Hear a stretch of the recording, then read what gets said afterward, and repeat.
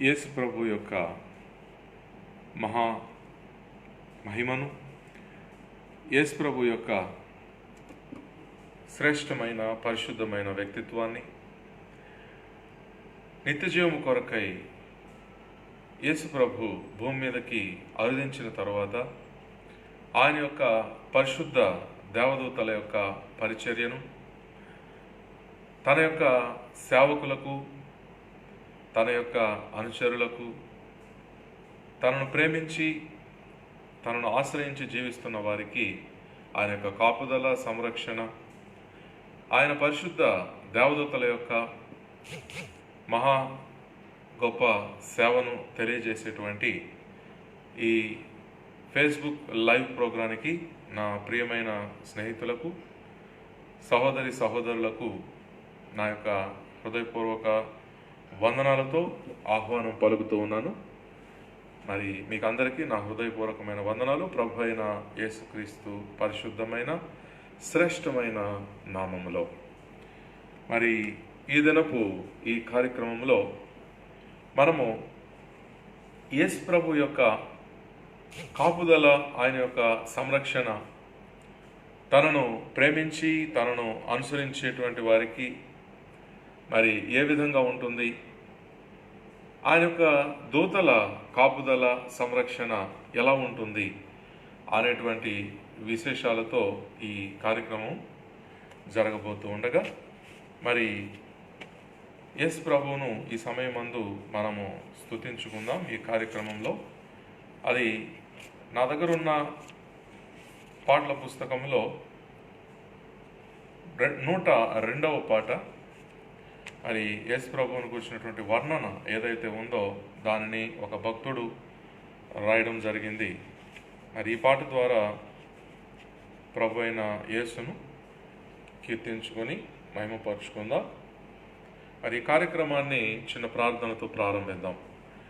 కృపా కార్యక్రమం కలిగిన మా ప్రియమైన తండ్రి, మీరిచ్చిన ఈ మంచి సమయాన్ని బట్టి వందనాలు.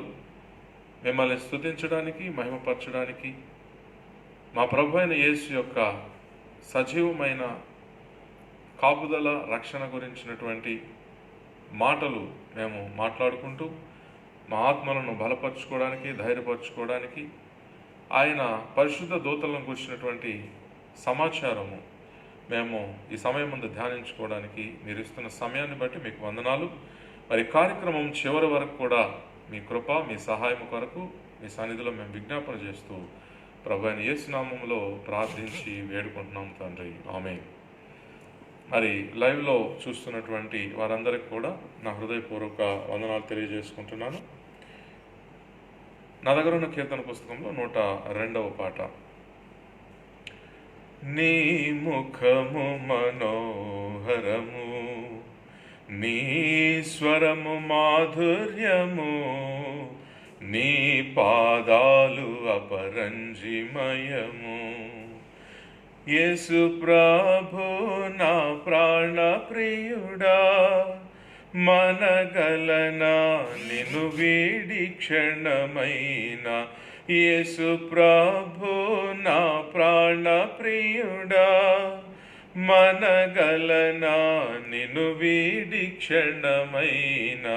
నీ ముఖము మనోహరము, నీ స్వరము మాధుర్యము, నీ పాదాలు అపరంజిమయము. నీవే నా తోడువై, నీవే నా జీవమై, నా హృదిలో నా నిలిచిన జ్ఞాపికవై. నీవే నా తోడువై, నీవే నా జీవమై, నా హృదిలో నా నిలిచిన జ్ఞాపికవై. అణువణువున నీ కృప నిక్షిప్తమై, నన్ను ఎన్నడు వీడని అనుబంధమై. అణువణువున నీ కృప నిక్షిప్తమై, నన్ను ఎన్నడు వీడని అనుబంధమై. యేసయ్యా నా ప్రాణ ప్రియుడా, మనగలనా నిన్ను వీడి క్షణమైన యేసయ్యా నా ప్రాణ ప్రియుడా. మనగలనా నిన్ను వీడి క్షణమైన నీ ముఖము మనోహరము, నీ స్వరము మాధుర్యము, నీ పాదాలు అపరంజిమయము.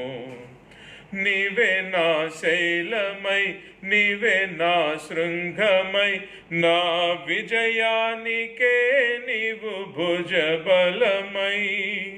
నీవే నా శైలమై, నీవే నా శృంగమై, నా విజయానికే నీవు భుజబలమై. అనుక్షణమున శత్రువుకు ప్రత్యక్షమై నన్ను వెనుదీయనీయక వెనుతట్టినావు. అనుక్షణమున శత్రువుకు ప్రత్యక్షమై నన్ను వెనుదీయనీయక వెనుతట్టినావు. యేసు ప్రభు నా ప్రాణ ప్రియుడా. మనగలనా నిన్ను వీడి క్షణమైన యేసు ప్రభు నా ప్రాణ ప్రియుడా. మనగలనా నిన్ను వీడి క్షణమైన నీ ముఖము మనోహరము, నీ స్వరము మాధుర్యము, నీ పాదాలు అపరంజిమయము. నీవే వెలుగువై, నీవే ఆలయమై, నా నిత్యత్వమునకు ఆద్యంతమై. నీవే వెలుగువై, నీవే ఆలయమై, నా నిత్యత్వమునకు ఆద్యంతమై. అమరలోకాన శుద్ధులతో పరిచయమై నన్ను మైమరచి నేనేమి చేసేదను. అమరలోకాన శుద్ధులతో పరిచయమై నన్ను మైమరచి నేనేమి చేసేదను. యేసు ప్రభు నా ప్రాణ ప్రియుడా. మనగలనా నిన్ను వీడి క్షణమైన యేసు ప్రభు నా ప్రాణ ప్రియుడా. మనగలనా నిన్ను వీడి క్షణమైన నీ ముఖము మనోహరము, నీ స్వరము మాధుర్యము, నీ పాదాలు అపరంజిమయము. మరి లైవ్లో చూస్తున్న ప్రతి ఒక్కరికి పేరు పేరు వంతన నా యొక్క హృదయపూర్వకమైన వందనాలను తెలియజేసుకుంటున్నాను. మరి ఈ కార్యక్రమాన్ని ప్రభు అయిన యేసును స్తుతించడం ద్వారా ఈ లోకానికి పరలోకపు పరిశుద్ధ జ్ఞానాన్ని తీసుకుని వచ్చినటువంటి యేసు ప్రభువుని స్తుతించడం ద్వారా ఈ యొక్క కార్యక్రమాన్ని మనము కొనసాగిస్తూ ఉన్నాం. మరి యేసు ప్రభువును స్తుతించడం నిజంగా ఎంతో ఆశీర్వాదకరము. మన యొక్క వ్యక్తిత్వాన్ని ఎంతగానో మార్చేటువంటి కార్యక్రమము. అందువలన యేసు ప్రభు యొక్క నామము యొక్క శక్తి ప్రపంచవ్యాప్తముగా మరి ఎన్నో వేల సంవత్సరాలుగా ఎందరో కోటాను కోట్ల మంది తమ జీవితాల్లో అనుభవించారు. మరి అలాంటి ఆయన యొక్క నామాన్ని ఈ సమయమందు మనము స్తుతించి మహిమపరిచిన తర్వాత మనము ఆయన యొక్క పరిశుద్ధ పవిత్ర వాక్యంలోనికి వెళ్దాం. మరి నా దగ్గర ఉన్న కీర్తన పుస్తకంలో 208వ పాట అండి. 208వ పాట. ఎంతో మధురము యేసు నామము, జుంటి తేనె ధారల కన్నా మధురాతి మధురము. ఎంతో మధురము పాపిగానే ఉంటే తెలియదు ఆ మధురము, పరిశుద్ధులకే అది అనుభవం సుమధురము. పాపిగానే ఉంటే తెలియదు ఆ మధురము, పరిశుద్ధులకే అది అనుభవం సుమధురము. రుచి చూచి ఎరిగితే క్రీస్తు నామ మధురము, రుచి చూచి ఎరిగితే క్రీస్తు నామ మధురము. రక్షణానందమిచ్చు రమ్యమైన నామము, రక్షణానందమిచ్చు రమ్యమైన నామము, ఎంతో మధురము యేసు నామము. జుంటి తేనె ధారల కన్నా మధురాతి మధురము, ఎంతో మధురము. పరిమళ వాసనగాను మార్చేటి నామము, పాప దుర్వాసనను పోగొట్టు నామము. పరిమళ వాసనగాను మార్చేటి నామము, పాప దుర్వాసనను పోగొట్టు నామము. ప్రాణమునే క్రయధనముగా నీచిన ఘన నామము, ప్రాణమునే క్రయధనముగా నీచిన ఘన నామము. పరమపురమునను చేర్చును పావనుని నామము, పరమపురమునను చేర్చును పావనుని నామము, ఎంతో మధురము యేసు నామము. జుంటి తేనె ధారల కన్నా మధురాతి మధురము, ఎంతో మధురము. శాంతి సమాధానములు నీచేటి నామము, సర్వకృపానిధియగు శ్రీయేసుని నామము.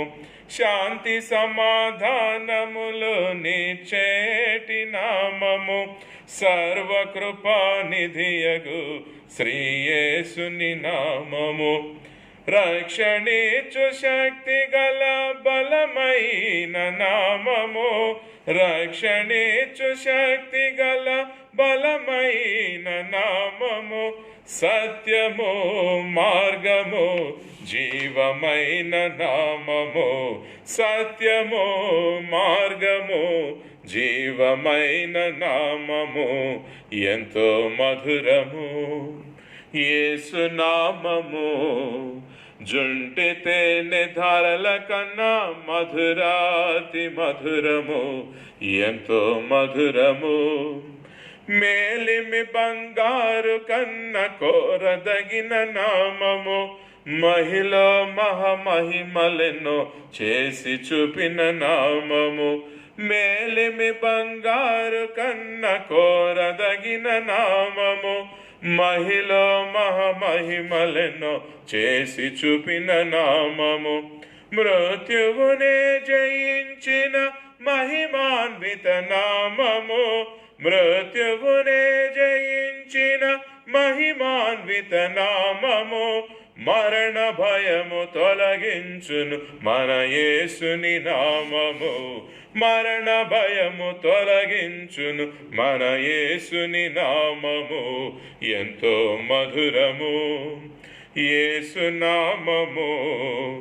జుంటె తేనె ధారల కన్నా మధురాతి మధురము, ఎంతో మధురము. యేసు ప్రభు యొక్క నామాన్ని స్తుతించి మహిమపరుస్తూ ఈ కార్యక్రమంలో మనము ముందుకెళ్తూ ఉన్నాం. మరి అందులో భాగంగా మనము ఈ కీర్తనలను పాడగలుగుతూ ఉన్నాం. మరి యేసు ప్రభు యొక్క నామము చాలా గొప్పది. మరి ఆ విషయము మనకు పరిశుద్ధ వాక్యము చదివితే తెలుస్తూ ఉంటుంది. ఆయన యేసు ప్రభు యొక్క నామమును అనగా మన దేవుడు యేసు ప్రభు యొక్క నామమును ఎంత గొప్పది చేశాడో మనము వాక్యము చూస్తే మనకు అర్థమవుతుంది. ఆయన యొక్క నామాన్ని తెలుసుకోవడము మహాభాగ్యము. కేవలం తెలుసుకుంటే సరిపోలేదు, కానీ ఆయన యొక్క నామాన్ని స్తుతించి మహిమపరిచి ఘనపరచడము ఇంకా చాలా గొప్ప సంగతి. అందువలన పరిశుద్ధ గ్రంథము ఈ విషయం గురించి ఏం మాట్లాడుతూ ఉందో మనం చూద్దాం. ఫిలిప్పీలకు రాసినటువంటి పత్రిక 2వ అధ్యాయంలో ఈ మాటలు మనం ఒకసారి జ్ఞాపకం చేసుకుందాం.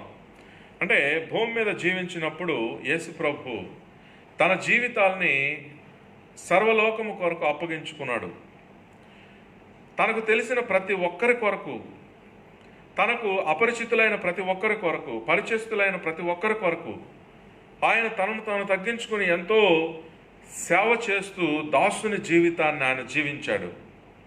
అందువలన ఆయన ఆరోహణమైపోయే సమయానికి దేవుడు ఆయన నామాన్ని చాలా గొప్ప స్థితికి హెచ్చించడానికి దేవుడు నిర్ణయం తీసుకున్నాడు. అందువలన మనందరి జీవితాలు కూడా ఇదే ఆదర్శంగా తీసుకుంటే మనము మరణం తరువాత దేవుని యొక్క దీవెనలు పొంది ఎంతో గొప్ప ఆశీర్వాదాన్ని ఆత్మగా మనము అనుభవించగలుగుతాం. మరి యేసు ప్రభు యొక్క జీవితాన్ని మనం గమనిస్తుంటే ఫిలిప్పీలకు రాసిన పత్రిక 2వ అధ్యాయంలో 6వ వచనం నుంచి మనం చదువుకున్నట్లయితే, ఆయన దేవుని స్వరూపము కలిగిన వాడై ఉండి దేవునితో సమానముగా ఉండుట విడిచిపెట్టకూడని భాగ్యమును ఎంచుకొనలేదు గాని మనుషుల పోలికగా పుట్టి దాసుని స్వరూపమును ధరించుకొని తన్ను తానే రిక్తునిగా చేసుకొనెను. మరియు ఆయన ఆకారమందు మనుషుడిగా కనబడి మరణం పొందినంతగా, అనగా శిలువ మరణం పొందినంతగా విధేయత చూపిన వాడై తను తాను తగ్గించుకొనెను. అందుచేతను పరలోకమందున వారిలో గాని, భూమి మీద ఉన్న వారిలో గాని, భూమి క్రింద ఉన్న వారిలో గాని ప్రతివాని మోకాలను యేసు నామమున వంగునట్లును, ప్రతివాని నాలుకయు తండ్రి అయిన దేవుని మహిమార్థమై యేసుక్రీస్తు ప్రభు అని ఒప్పుకొనున్నట్లును ప్రతి నామమునకు పైనామము ఆయనకు అనుగ్రహించును అనేటువంటి మాటలు మనం ఫిలిప్పీలకు రాసిన పత్రికలో చదువుకోగలుగుతూ ఉన్నాం. కాబట్టి యేసు ప్రభు యొక్క నామము చాలా గొప్పది. దేవుని చేత హెచ్చింపబడినటువంటి నామము యేసు ప్రభు నామము. అందువలన ఆపదలు, సమస్యలు, ఇబ్బందులు అవి ఏవైనా యేసు ప్రభు నామములో దేవుని వేడుకుంటే దేవుని యొక్క ప్రత్యేకమైన ఆశీర్వాదాలు పొందడం ఇది ఈనాడు కాదు, మరి 2000 సంవత్సరాలకు మించి ఎందరో ప్రతి దినపు అనుభవములో పొందుతున్నటువంటి వాస్తవమైన మాటగా ఉంది. మరి ఈ సమయమందు నా దగ్గర ఉన్న కీర్తన పుస్తకంలో నుంచి మరి యొక్క పాట ద్వారా మరి యేసు ప్రభువుని మనము స్తుతించుకుందాం. 99వ పాట. నా దగ్గర ఉన్న కీర్తన పుస్తకం నుంచి 99వ పాట.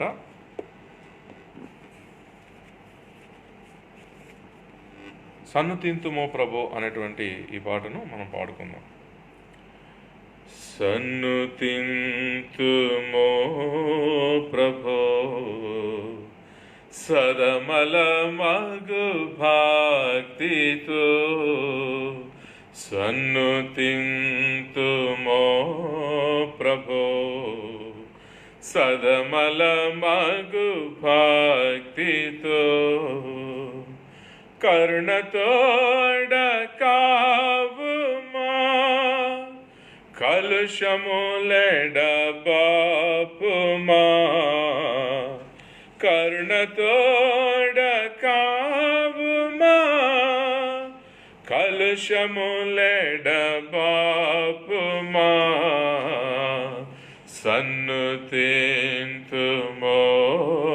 ప్రభో సదమల మగు భక్తితో, నీతి సూర్య తేజమా జ్యోతిరత్న రాజమా, నీతి సూర్య తేజమా జ్యోతిరత్న రాజమా, పాతక జన రక్షక పతిత పావన నాయక,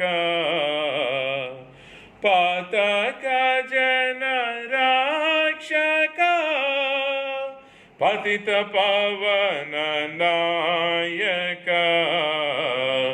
సన్నుతింతుమో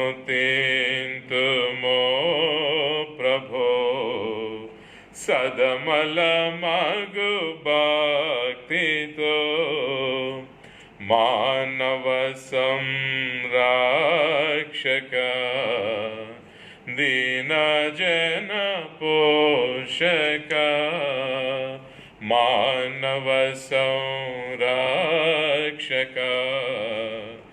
దీన జన పోషక, దేవ మానవనందన, దివ్య సుగుణమందన,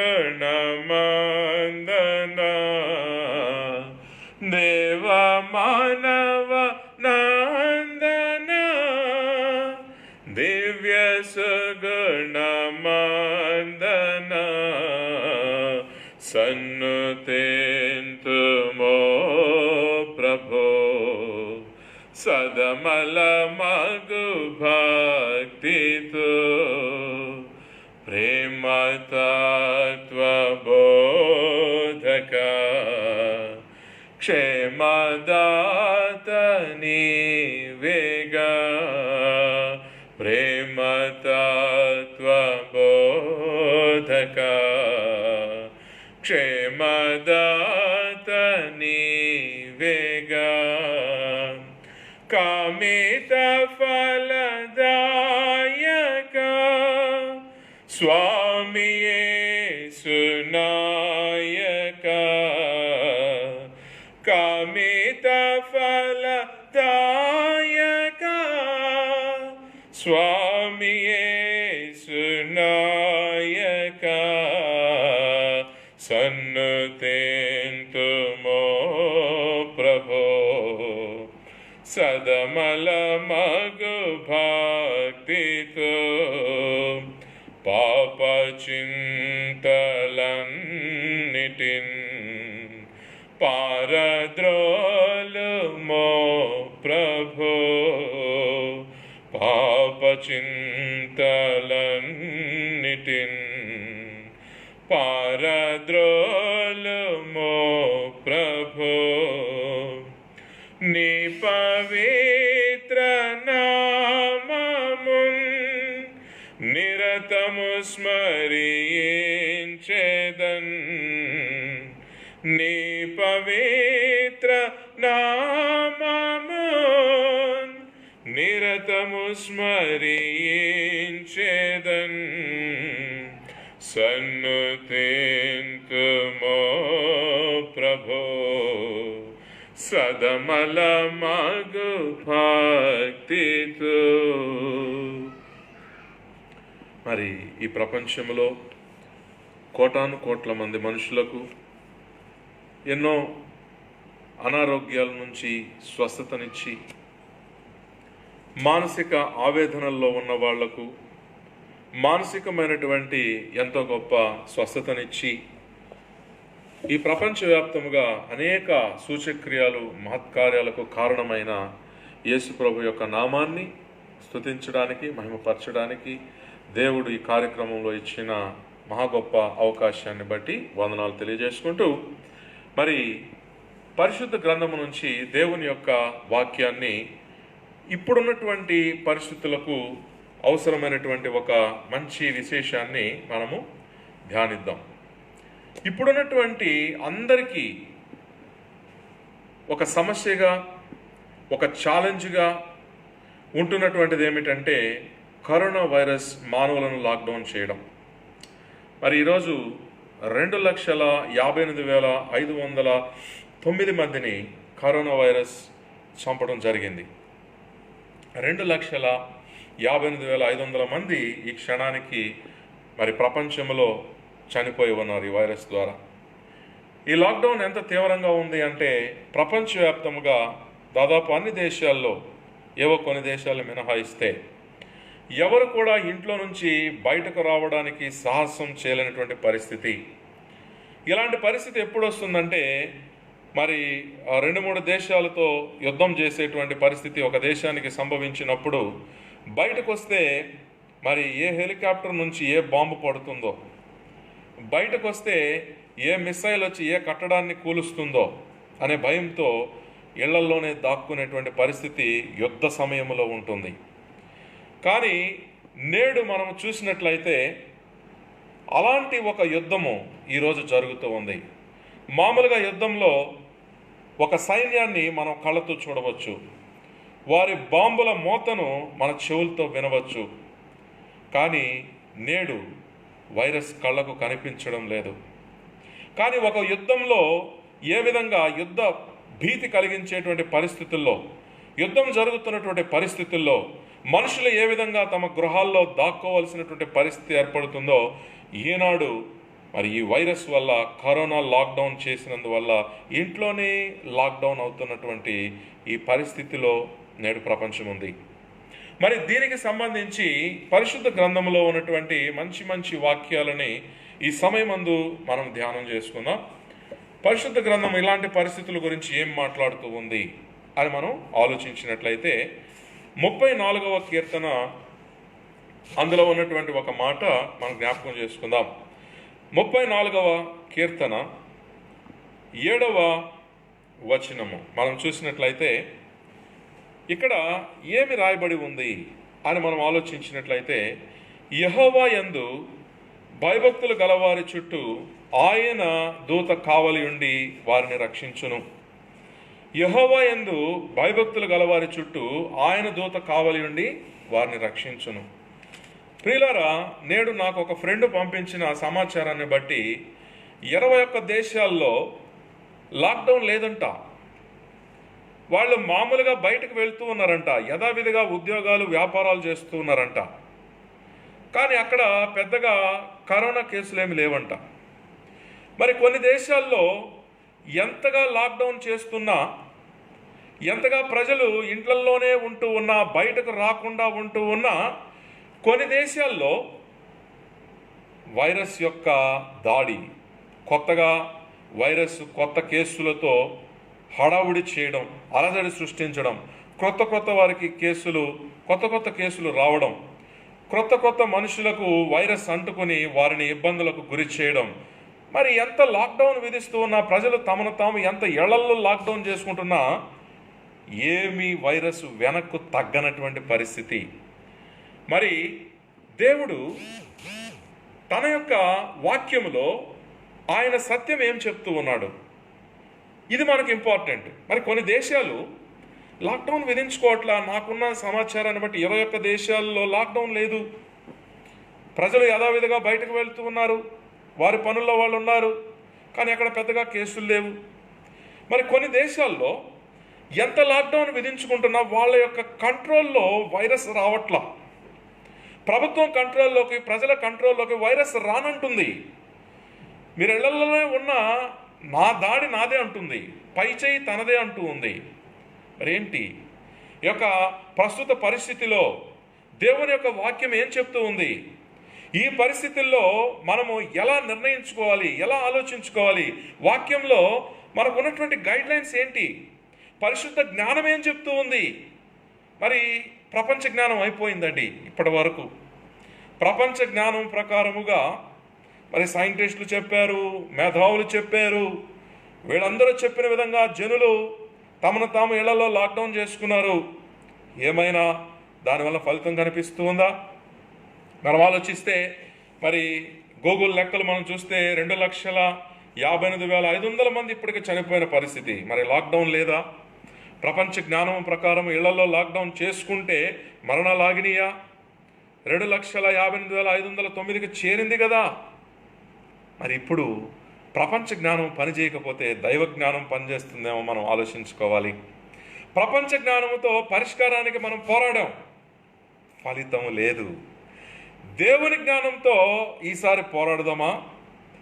దేవుని జ్ఞానంతో వైరస్ ఏమిటో మనము తెలుసుకొని ఆ యొక్క వైరస్ మనల్ని గౌరవించి మనకు నమస్కరించి, ఆహా వీరు దైవ జ్ఞానంలో ఉన్నారు, ఇక నేను వీరిపై రాకూడదు అనేలా దేవుని జ్ఞానాన్ని అనుసరిద్దామా? ఇది ఈరోజు మీ ముందుకు మరి దేవుని యొక్క కృప వలన నేను తీసుకొస్తున్నటువంటి సందేశం. మరి పరిశుద్ధ గ్రంథంలో కూడా దేవుని యొక్క దూతలు వచ్చి లాక్డౌన్లు విడిపించినటువంటి సందర్భాలు మరి పరిశుద్ధ గ్రంథంలో ఉన్నాయండి. మరి అపోస్తలుల కార్యాలు 16వ అధ్యాయము 22వ వచనం నుంచి నేను 26వ వచనం వరకు కూడా చదివి వినిపిస్తాను. మీరు మళ్ళీ బైబిల్స్ తీసి చూడాల్సిన అవసరం లేదు, నేను రెడీగా పెట్టుకొని ఉన్నాను, చూడండి, వినండి శ్రద్ధగా. అప్పుడు జనసమూహము వారి మీదకి దొమ్మిగా వచ్చెను. న్యాయాధిపతులను వారి వస్త్రములు లాగివేసి వారిని బెత్తములతో కొట్టవలనని ఆజ్ఞాపించిరి. వారు చాలా దెబ్బలు కొట్టి వారిని చెరసాలలో వేసి భద్రముగా కనిపెట్టవలనని చెరసాల నాయకునికి ఆజ్ఞాపించిరి. అతడు అట్టి ఆజ్ఞను పొంది వారిని లోపలి చెరసాల్లోనికి త్రోసి వారి కాళ్లకు బొండ వేసి బిగించెను. అయితే మధ్యరాత్రి వేళ ఏం జరిగిందంటే, పౌలును శీలయు దేవునికి ప్రార్థించుచు కీర్తనలు పాడుచూ ఉండిరి. ఖైదీలు వినుచూ ఉండిరి. అప్పుడు అకస్మాత్తుగా మహాభూకంపము కలిగెను. చెరసాల పునాదులు అదరెను. వెంటనే తలుపులన్నీ తెరచుకొనెను. అందరి బంధకములు ఊడెను. చూసారా, ఇది జరిగిందన్నమాట ఆ సందర్భంలో. అంతలో చెరసాల నాయకుడు మేలుకుని చెరసాల తలుపులన్నీ తెరుచుకొనెను. అందరి బంధకములు అక్కడ ఊడిపోయినటువంటి సందర్భము. చెరసాల నాయకుడు మేలుకున్న తర్వాత ఆయన ఏం చూశాడంటే, చెరసాల తలుపులన్నీ తెరచిండుట చూచి ఖైదీలు పారిపోయారు అనుకుని కత్తి దూసి తను తాను చంపుకోబోయాను. మరి ఇక్కడ పరిశుద్ధమైనటువంటి దేవుని దూతల ప్రత్యక్షత ఇక్కడ జరిగింది. పరిశుద్ధ దేవదూతలు దేవునికి అనుగుణ్యముగా పనిచేస్తున్నారు. ఈ భూమి, ఆకాశము, అగ్ని, వర్షము, నీరు, సమస్తము ప్రకృతి యావత్తు దేవుని ఆజ్ఞలను అనుసరించి లోబడి అది ఎల్లప్పుడూ కూడా తన యొక్క ప్రవర్తన కనుపరుస్తూ ఉంటుంది. మరి జనసమూహం అంతా కూడా దొమ్మిగా వచ్చి వస్త్రాలు లాగేసి యేసుప్రభు శిష్యుల్ని బెత్తములతో కొట్టి చెరసాల్లో వేసి సంకెళ్ళేసేసి కాళ్ళకు కూడా ఇనుప బంతులు బిగించేసి వాళ్ళని కదలనీయకుండా చేసి చెరసాల్లో లాక్డౌన్ చేశారు. ప్రకృతి ఒప్పుకుందా? ప్రకృతి ఒప్పుకోలేదు. భూమి ఏం చేసిందనంటే, భూమి బద్దలైపోయింది. భూకంపము కలిగింది. భూమి కంపించింది. చెరసాల పునాదులతో సహా అదిరిపోయింది. ఆ దెబ్బకి తలుపులు తెరుచుకున్నాయి. ఎంత ఇనుప బంధాలైనా ఈ భయంకరమైన భూకంపానికి అవి వదిలిపోయినాయి. వీళ్లకు విడుదల కలిగింది. ఆయన ఇంకా నిద్రపోతూనే ఉన్నాడు. మరి దేవుని దూత యొక్క ప్రత్యక్షత వలన వీరు బయటకు వెళ్తా ఉంటే కూడా అక్కడ కావలుండే వాళ్ళకు వీరు కనిపించడం లేదు. మరి వాళ్ళు అంత సేఫ్గా యేసుప్రభు యొక్క అపోస్తలులు ఈ లాక్డౌన్ను జయించుకొని వాళ్ళు ముందుకు వెళ్ళడం జరిగింది. కాబట్టి ఇక్కడ మనం ఆలోచించాల్సింది ఏమిటి అంటే, మనము దేవుని యందు భయభక్తులు గలవారమై దేవుడు మనకిచ్చినటువంటి ఆజ్ఞలను మనం పాటిస్తూ ఉండగా, దేవుని సేవకులుగా మనం ఉంటూ ఉండగా, దేవుని పనులు మనం చేస్తూ ఉండగా, దేవునికి ఇష్టమైన బిడ్డలుగా మనం ఉంటూ ఉండగా ప్రకృతి మనకు సహాయం చేస్తుంది. అది ఎటువంటి లాక్డౌన్ నుంచైనా సహాయం చేస్తుంది. ఇప్పుడు వైరస్ అంటే ఏంటి? అది కూడా ప్రకృతిలో భాగమే. భూమి సహాయం చేయుట కొరకు, లాక్డౌన్ని దాన్ని తీసివేయడం కొరకు అది కంపించి ఇనుప గొలుసులను, ఇనుప బొండలను అది విడదీసింది ప్రకృతి ఆనాడు. ఈనాడు అది కరోనా కావచ్చు, ఇంకోటి ఏ పేరైనా కావచ్చు, అది కూడా ప్రకృతిలో భాగమే. మనము దేవుని పనులు చేయవారమైతే, దేవుని స్తుతించువారమైతే, దేవుని మహిమ గురించి మనం ఆలోచించువారమైతే, ఎందుకంటే ఇక్కడ వాళ్ళు ఏం చేస్తూ ఉన్నారు? పౌలు కానీ శీల కానీ యేసుప్రభు శిష్యులు అంటే దేవునికి ప్రార్థిస్తూ ఉన్నారు, దేవునికి కీర్తనలు పాడుతూ ఉన్నారు.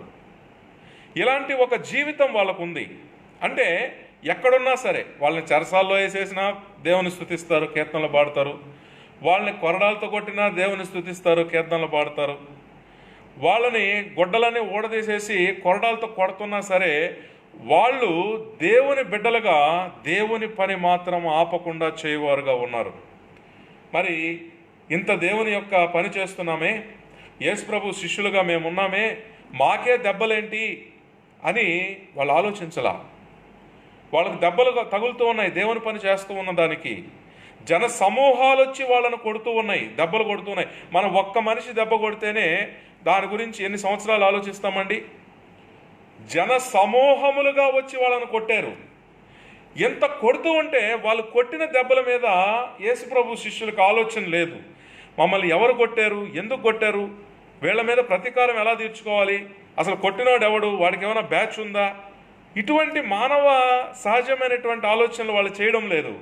తమ ఉనికిని తాము గుర్తిస్తూ ఉన్నారు.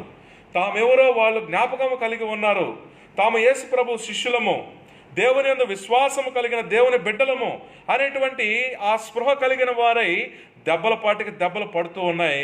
వీరి నోట స్తుతి గీతాలు వస్తూనే ఉన్నాయి. దాన్ని ఎవ్వరు ఆపలేకపోయారు.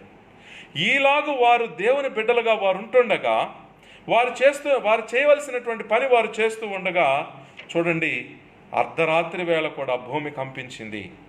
ఎంత పెద్ద పెద్ద ఇనుప బొండలైనా సరే భూమి కంపించి వాటిని తెంచివేసింది. మరి ఇక్కడ ఏం జరిగింది అని అంటే, చెరసాల నాయకుడు నిద్రలో ఉండి మేలుకునే లోపలే భూకంపం జరిగిపోయింది. భూకంపం వలన వారికి ఉన్నటువంటి ఇనుప బంధనాలన్నీ, లాక్డౌన్ అంతా కూడా విడిపోయింది. వాళ్ళు చెరసాల్లో నుంచి ధైర్యంగా బయటకు వచ్చారు. మరి చూడండి, ప్రకృతిని దేవుడు శాసిస్తున్నాడు. ఇది మనం గుర్తుపెట్టుకోవాలి. ప్రకృతిని శాసించేవాడు దేవుడు. ఏ ప్రకృతి అయినా ఎవరి జోలికి వెళ్తుంది, ఎవరి జోలికి వెళ్ళలేదు అనేది మనము జ్ఞాపకం పెట్టుకోవాలి. సహజంగా ఆయుష్ అయిపోయి సహజ మరణం చెందడం వేరు. ప్రకృతి కోపించి ప్రకృతి ఒక మనిషిని అంతం చేయడం వేరండి. దేవుని సేవ చేసేవారికి కూడా దేవుని ఆయుష్ తీరిన తర్వాత వారు మరణిస్తారు. కానీ ఒక ప్రకృతి కన్నెర్ర చేసినప్పుడు ఆ యొక్క కోపములో కొట్టుకొని పోవడం వేరు. కాబట్టి దేవుని బిడ్డలుగా దేవుని మహిమ కొరకు మనము చేయవలసిన పనులు మనం చేస్తున్నామా అనేది ఇప్పుడు మనం వేసుకోవాల్సిన ప్రశ్న. ఎందుకనగా ప్రకృతిని మనము దేవుని యొక్క ఆజ్ఞతో తప్ప మన జ్ఞానముతో ఆపలేమనేది మనం గుర్తించాలండి. మన సొంత జ్ఞానముతో మనం ప్రకృతిని ఆపలేము. దేవుని ఆజ్ఞతో మాత్రమే ప్రకృతి ఆగుతుంది. మరి ఇక్కడ ప్రకృతి భూమిని దేవుడు ఆజ్ఞాపిస్తే కంపించి ఇనప సంఖ్యలనే ఓడగొట్టింది. మరి అదే దేవుడు ఇప్పుడు వైరస్కి ఆజ్ఞేయుడా? వేస్తాడు. కానీ మనము శీల పౌలుకి ఉన్నటువంటి విశ్వాసమును కలిగి ఉన్నామా? అన్ని స్థితుల్లో, అన్ని పరిస్థితుల్లో, అవమానాల్లో, శ్రమల్లో, కష్టాల్లో, విజయాల్లో, అపజయాల్లో, సమస్త పరిస్థితులలో దేవుణ్ణి స్తుతించుటకు, దేవుణ్ణి మహిమపరచుటకు మన పెదాలు, మన గొంతు, మన నాలుక వాడబడుతూ ఉందా? కుటుంబంలో మనకు ఎంతో సమయం లాక్డౌన్లో లభించింది. మరి ఎంత సమయము కుటుంబంతో కలిసి దేవుని మహిమపరచడానికి, స్తుతించడానికి మన నాలుక, మన పెదాలు, మన గొంతు వాడబడుతూ ఉంది. ఈ కార్యం మనం చేస్తూ ఉన్నట్లయితే అది ఎంత గొప్ప వైరస్ అయినా దేవుని ఆజ్ఞను అతిక్రమించి ఏమైనా చేయడానికి ఏ వైరస్కి శక్తి లేదండి. మరి ఇంకొక సంఘటన కూడా మనం చూద్దాం. అపొస్తలుల కార్యములు 5వ అధ్యాయము 17వ వచనము నుంచి ఈ మాటలు కూడా మనం జ్ఞాపకం చేసుకుందాం. ప్రధాన యాజకుడును అతనితో కూడా ఉన్నవారు అందరూ, అనగా సద్దూకయ్యుల తెగవారు లేచి మత్సరముతో నిండుకొని అపొస్తలులను బలాత్కారముగా పట్టుకొని పట్టణపు చెరసాల్లో ఉంచిరి. ఇక్కడ కూడా చెరసాల లాక్డౌన్. ఇందాక పౌలు శీలలు చెరసాల లాక్డౌన్ అయ్యారు. ఇక్కడ ఉన్నటువంటి పరిస్థితి కానీ మనం చూసినట్లయితే అపొస్తలులను, యేసుప్రభు శిష్యులను ఇక్కడ కూడా చెరసాల్లో లాక్డౌన్ చేశారు. ఎందుకు అంటే అసూయతో, మత్సరముతో. మరి 19వ వచనము, అయితే ప్రభు దూత రాత్రి వేళ ఆ చెరసాల తలుపులు తీసి వారిని వెలుపలికి తీసుకుని వచ్చేయడం జరిగింది. మీరు వెళ్ళి దేవాలయంలో నిలవబడి ఈ జీవమును గుర్చిన మాటలన్నీ ప్రజలతో చెప్పుడని వారితో అనెను. ఇక్కడ చాలా కీలకమైన సూత్రం ఉందండి. దేవుని యొక్క జీవపు మాటలు యేసు ప్రభు చాలా స్పష్టముగా బోధించి ఉన్నారు. మత్తయి, మార్కు, లూకా, యోహాను అనే 4 సువార్తల్లో యేసు ప్రభు చాలా చక్కగా అసలు జీవం అంటే ఏంటి అనేది అద్భుతమైన సబ్జెక్టు చెప్పి ఉన్నారు. ఇప్పుడు మరణం గురించే కదా మనందరి భయము. కరోనా వైరస్ మరణానికి గురి చేస్తుందనే కదా మనందరి ఈ యొక్క భయము. మరణానికి వ్యతిరేకమైనది జీవము. ఆ జీవానికి ప్రారంభము దేవుడు. ఆ యొక్క జీవమును గూర్చి ప్రభు అయిన యేసు మత్తయి, మార్కు, లూకా, యోహానులో ఎంతో అద్భుతంగా ఎన్నో కోణాల్లో ఆశ్చర్యంగా ఆయన బోధించున్నారండి. ఈ యొక్క జీవపు మాటలు మనము వింటున్నామా, చదువుతున్నామా, మాట్లాడుతున్నామా, వాటిని పాటలుగా మన నాలుకతో, పెదాలతో, గొంతుతో పాడుతున్నామా? ఇది కీలకమైన క్వశ్చన్. ఆనాడు అపోస్తలులు ఈ జీవపు మాటలు మాట్లాడేవారు కనుక అక్కడ ఉన్నటువంటి పరిస్థితులు, ఎంత గొప్ప లాక్డౌన్ అయినా ఆ రాజు ఆ లాక్డౌన్ని ఎంత పకడ్బందీగా విధించిన వాడైనా సరే, ఆ లాక్డౌన్ ఎంత పకడ్బందీగా ఉన్నా సరే, జరిగినది ఏమిటి అని అంటే, దేవుని యొక్క దూతలు, దేవుని జీవపు మాటలను ఆలోచించేవారు, మాట్లాడేవాళ్ళు, చర్చించేవాళ్ళు, వీళ్ళని ప్రత్యేకంగా స్పాట్ లైట్లో పెట్టి చూస్తుంటారండి. ఒక స్పాట్ లైట్ ఉంటుంది వాళ్ళ మీద. ఎవరైతే యేసు ప్రభు నోటి నుంచి వచ్చిన ఆ జీవపు మాటలను వింటూ ఉన్నారో, ధ్యానిస్తున్నారో, చదువుతూ ఉన్నారో, మాట్లాడుతూ ఉన్నారో, యేసు ప్రభు యొక్క పరిశుద్ధ దేవదూతల యొక్క స్పాట్ లైట్ వాళ్ళ మీద ఉంటుంది. వాళ్ళు ఏ శ్రమలో ఉన్నా, ఏ కష్టంలో ఉన్నా, ఈ యొక్క మాటలు అందరికీ అవసరం కనుక, ఈ మాటల ద్వారా జనులు పరలోకమునకు చేరాలి కనుక, నిత్య జీవమును సంపాదించుకోవాలి కనుక, అల్లా టప్పగా ప్రకృతి వలన పోవడానికి దేవుని దూతలు ఒప్పుకోరండి. మరి ఇక్కడ ఏం జరిగింది? ప్రభుదూత రాత్రి వేళ ఆ యొక్క చెరసాల లాక్డౌన్లోనికి వచ్చి చెరసాల తలుపులు తీసి వాళ్ళని బయటకు తీసుకొని వచ్చేసాడు. మరి ఇక్కడ 22వ వచనం మనం చదువుకుంటే, బంట్రోతులు అక్కడికి వెళ్ళారంట. వాళ్ళు చెరసాలలో కనపడలేదు. అందువలన తిరిగి వచ్చి వాళ్ళు ఏం చెప్తున్నారంటే, చెరసాల బహుభద్రముగా మూసి ఉండుటయు, కావలి వారు తలుపుల ముందర నిలిచి ఉండుటయు చూచితిమి గాని తలుపులు తీసినప్పుడు లోపల మాకు ఒక్కడనూ కనబడలేదని వారికి తెలిపిరి. కాబట్టి ఇక్కడ బంట్రోతులు పోయి చూస్తే కావలి వాళ్ళు నిలబడే ఉన్నారు, చెరసాల తలుపులేమో వేసినట్టే ఉన్నాయి, లోపల మనుషులే లేరు. లాక్డౌన్ దేవుని దూత వచ్చినప్పుడు ఆ వెలుగులో, ఆ ప్రకాశంలో వీళ్ళు బయటకు వచ్చేసేటప్పటికి అక్కడ కావలుండేటువంటి వారికి వీళ్ళు బయటకు వెళ్ళేది కనపడలా. ఆశ్చర్యంగా దేవుని దూత ఆ లాక్డౌన్ను తెంపివేసి మరి బయటకు తీసుకుని రావడం జరిగింది. అయితే ఇక్కడ మనకు పాఠం ఏమిటో తెలుసా ప్రియులారా? అసలు జీవం అనేటువంటి సబ్జెక్టు, మరణానికి వ్యతిరేకమైంది జీవం. మరి గొప్ప గొప్ప సైంటిస్టులంతా కూడా పరిశోధన చేస్తూనే ఉన్నారు. వాళ్ళ యొక్క జ్ఞానాన్ని బట్టి ప్రజలు చేతులు కడుగుతూనే ఉన్నారు, ఇళ్లల్లోనే ఉంటూ ఉన్నారు, మరి ఎన్నో త్యాగాలు చేస్తున్నారు. అంటే భార్యాభర్తలు ప్రేమగా దగ్గరవటము ఇంపాసిబుల్, స్నేహితులు ప్రేమగా కౌగిలించుకోవడం ఇంపాసిబుల్, తండ్రి బిడ్డలు కూడా ఒకరినొకరు ప్రేమగా తల్లి బిడ్డల తండ్రి బిడ్డల ప్రేమతో హత్తుకోవడం ఇంపాసిబుల్. ఎన్నో త్యాగాలు చేసుకుని మానవులు బ్రతుకుతూ ఉన్నారు. ఈరోజు క్వశ్చన్ ఏంటంటే, మానవ జ్ఞానాన్ని బట్టి ఈ లాక్డౌన్ విధించుకున్నాము, మరి ఫలితం ఎంతవరకు వస్తూ ఉంది? ప్రపంచవ్యాప్తంగా 2,58,500 మంది చనిపోయారు, ఇంకా మరణాలు జరుగుతూ ఉన్నాయి. మరి ఈ విధంగా మానవ జ్ఞానంతో చేతులు కడుక్కుంటూ శానిటైజర్లు అయిపోతూ ఉన్నాయి. ఇళ్లల్లో మనుషులు ఎటువంటి ఉద్యోగము, వ్యాపారము లేకుండా కటిక దరిద్రంలోనికి వెళ్ళిపోతూ ఉన్నారు. ఇంకా దరిద్రములోకి, ఇంకా పేదరికంలోనికి మానవులు వెళ్ళిపోతూనే ఉన్నారు. ఇంత జరుగుతూ ఉంది.